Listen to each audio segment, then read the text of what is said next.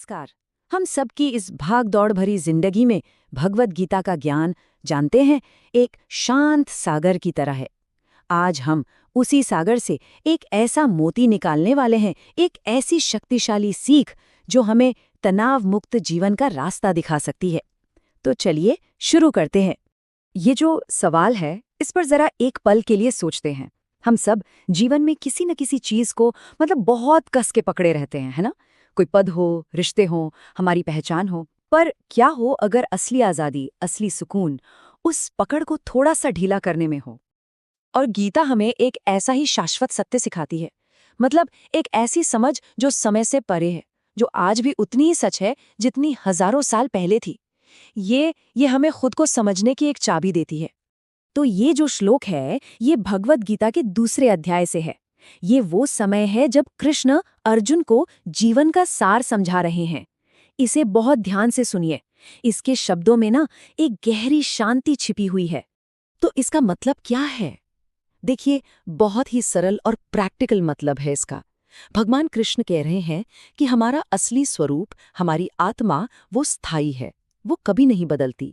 जबकि हमारा शरीर, हमारी परिस्थितियां, हमारी जो भी भूमिकाएं हैं, ये सब अस्थायी हैं, ये बदलती रहती हैं। बिल्कुल वैसे ही जैसे हम कपड़े बदलते हैं, आत्मा शरीर बदलती है। और यहीं पर हम इंसानों की शायद सबसे बड़ी समस्या छिपी हुई है। हम उन चीज़ों से बहुत ज़्यादा जुड़ जाते हैं जो स्वभाव से ही टेम्पररी हैं, अस्थायी हैं। और इसी लगाव से, इसी अटैचमेंट से तनाव और चिंता पैदा होती है। ये एक बहुत ज़रूरी सवाल है ना? अगर ये बात इतनी सीधी सादी है तो फिर हम अपनी नौकरी, अपनी सफलता, अपनी पहचान, इन सबको खोने से इतना क्यों डरते हैं? चलिए इसे एक कहानी से समझते हैं। एक ऐसी कहानी जो शायद हम सभी से कहीं ना कहीं जुड़ी हुई है। तो कहानी है हमारे समय की, एक भूमिका का वजन। ये कहानी दिखाएगी कि जब हम इस प्राचीन ज्ञान को नज़रअंदाज करते हैं तो आज की दुनिया में हम खुद के लिए कितना दुख पैदा कर लेते हैं। तो कल्पना कीजिए एक ऐसे व्यक्ति की जो अपनी कंपनी में एक बहुत बड़ा, बहुत सफल प्रोजेक्ट मैनेजर है। अब होता क्या है कि लोग उसे उसके काम से जानते हैं और धीरे धीरे वो खुद को भी सिर्फ उसे पद से पहचानने लगता है। मैं एक प्रोजेक्ट मैनेजर हूँ, बस यही उसकी पूरी पहचान बन जाती है। और फिर एक दिन अचानक सब कुछ बदल जाता है। कंपनी में कुछ पुनर्गठन होता है और उसका प्रोजेक्ट बंद हो जाता है। उसकी नौकरी चली जाती है।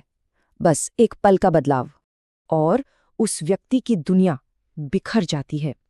अब देखिए, परेशानी सिर्फ पैसे की नहीं है। असली परेशानी इस बात की है कि जिस पहचान को उसने अपना सब कुछ मान लिया था, वो एक झटके में गायब हो गई। उसे ऐसा लगता है जैसे उसका मैं ही खत्म हो गया। और यही असली डर और भ्रम का कारण बनता है। तो अब सवाल ये है कि इस स्थिति में गीता का ज्ञान कैसे एक नया नजरिया, एक सच्चा सहारा दे सकता है। चलिए देखते हैं। देखिए, यहाँ पर समझने वाली बात यह है कि कहानी में गलती कहाँ हुई। उस व्यक्ति ने मान लिया मैं प्रोजेक्ट मैनेजर हूँ, उसने एक टेम्परेरी रोल को अपने परमानेंट मैं के साथ मिला दिया। जबकि गीता का रास्ता क्या कहता है? वो कहता है मैं हूँ और मैं इस समय एक प्रोजेक्ट मैनेजर की भूमिका निभा रहा हूँ। कितना बड़ा अंतर है इन दोनों बातों में। भूमिका अस्थायी है लेकिन मैं स्थायी है। और जब हम अपने नजरिए में बस ये छोटा सा बदलाव लाते हैं ना, तो हमारे रोजमर्रा के जीवन में बहुत ही पॉजिटिव बदलाव आने लगते हैं। जीवन सच में हल्का महसूस होने लगता है। देखिए, इस समझ के साथ क्या होता है, सबसे पहले तो किसी भी भूमिका में परफेक्ट होने का जो मानसिक दबाव होता है ना, वो कम हो जाता है। फिर जो चीजें अस्थायी हैं, टेम्परेरी हैं, उन्हें खोने का डर वो भी खत्म हो जाता है। जिंदगी सरल और हल्की लगने लगती है। और सबसे जरूरी बात, अंदर एक शांति और स्पष्टता की नींव बनती है। और जब ये नींव होती है तो हम किसी भी बदलाव का सामना बहुत आराम से कर पाते हैं।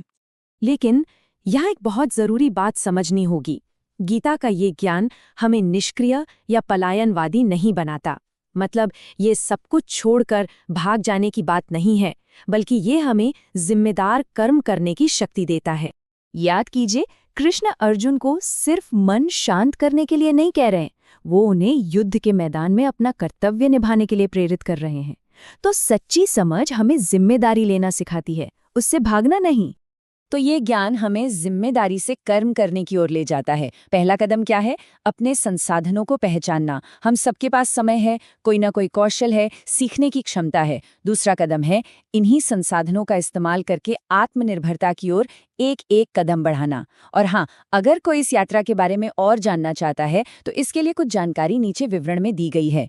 ये सिर्फ एक सुझाव है ताकि ये ज्ञान सिर्फ सुनने तक ही सीमित न रह जाए। तो आखिर में बस इतनी सी बात है, दुनिया बदलती रहेगी, परिस्थितियां बदलती रहेंगी, ये दुनिया का नियम है, ये प्रकृति है।